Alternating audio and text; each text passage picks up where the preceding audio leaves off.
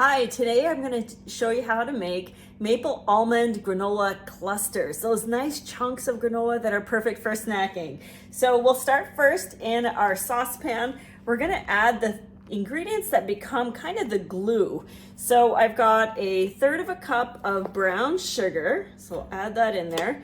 I love the little brown sugar keeper. It keeps my brown sugar super soft. And then to this, we're gonna add a third of a cup of coconut oil. You don't have to melt it ahead of time if you don't want to, because it's going to melt in here. If you're not familiar with coconut oil, it's solid, looks like this. And then you can soften it to make it easier to mix in things that don't have to cook. So in this case, it's okay because it's gonna cook. And then a third of a cup of maple syrup. Of course, it's from my parents' farm. So we're gonna let this come to a boil. I'm gonna use my silicone whisk here to get it all combined. Your oil might stay on top, and that's okay. This recipe comes from Sally's Baking Addiction, and it's gonna be excellent, I'm sure of it. So let's let this come to a simmer, and while this is cooking, we're gonna go ahead and get the other ingredients pulled together. We're gonna put all of the other ingredients in this big bowl. This is the largest bowl that comes in our stainless mixing bowl set. We need 3 cups of rolled oats. You wanna use the old-fashioned kind. Just measure those in there. 1, 2, and 3. I can't wait to eat these. I love granola clusters, and I'm super excited for a recipe where I can make them myself.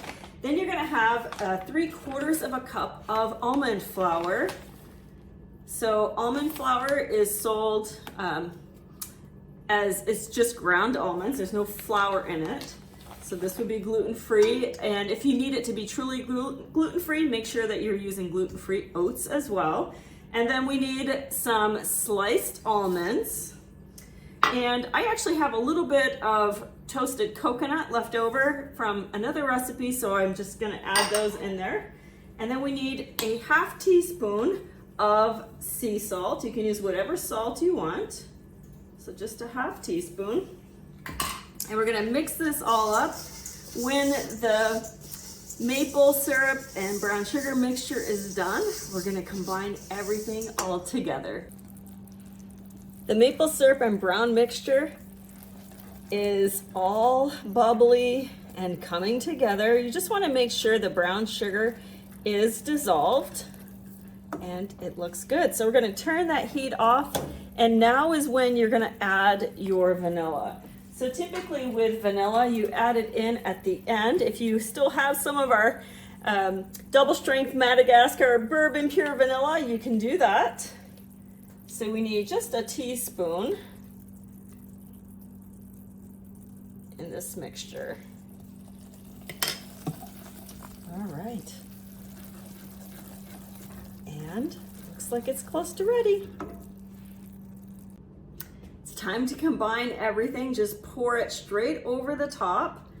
We're going to get everything all mixed up. It's going to be sticky, and that's all right.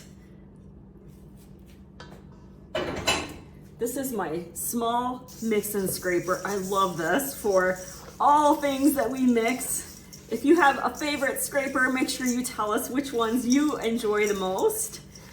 And once that mixture is all really well coated, you are gonna be ready. So you shouldn't see any dry spots in your oats and the almond flour. Okay, I can see it looks really well combined. So it's ready for the next step. This is our 9x13 pan. It does come with a lid, which is great if you are transporting things.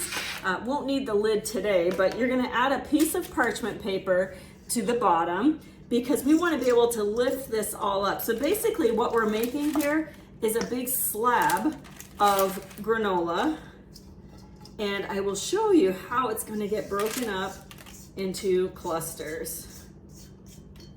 So just spread it evenly. You do want to use a 9x13 pan for this, which is your standard cake pan. Get it all even, and then you're going to press firmly. You want this to stay in chunks when it's time to break it up later on. If you like, you can use a turner to really press firmly. I think I can get it just like this. It's gonna go in the oven, 300 degrees, for about 40 minutes. The granola has all baked for 40 minutes. I let it cool for 10 minutes, and now we're ready to remove the slab onto a cutting board.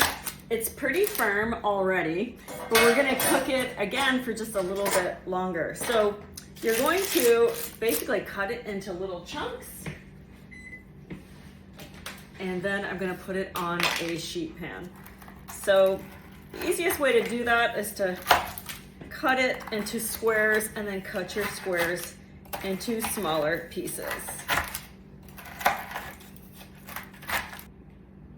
I'm gonna put it into the half sheet pan just to give it a little more space. You can continue to use the 9x13 if you want to, and it doesn't matter if you're using parchment or not for this. This is gonna go back into the oven at 300 degrees for 10 minutes. And you can break any other pieces just by hand.